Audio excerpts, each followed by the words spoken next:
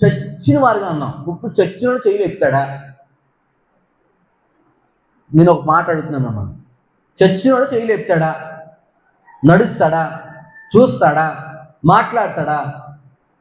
ఏదైనా తోటలో దేవుడు తినద్దన్న పండు తిని దేవుని ఆజ్ఞని మీరినందుకు వారు చచ్చారు. చచ్చిన వ్యక్తి దేవుణ్ణి కనుగొనలేడు. ఆ మాట అర్థమవుతుందా మీకు?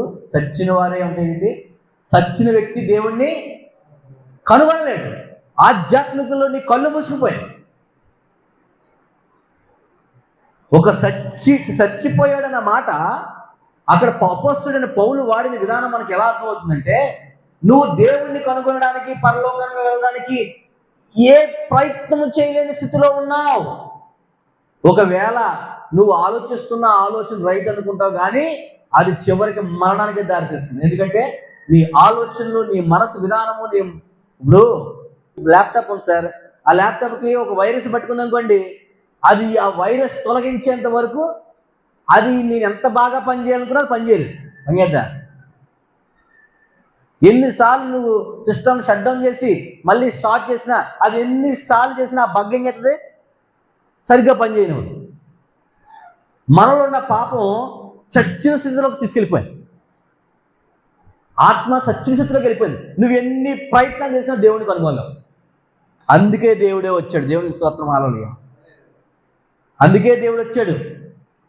నీ అంతగా నువ్వు వెళ్ళలేవు దేవుడి దగ్గరికి. దేవుడు అందుకే వచ్చాడు. ఎలా అంట? కరుణా సంపన్నుడైంది. ఎంత సంపన్నుడైంది! దేవునికి స్తోత్రం, హల్లెలూయా. ఆ మాట భలే ఉంది సార్.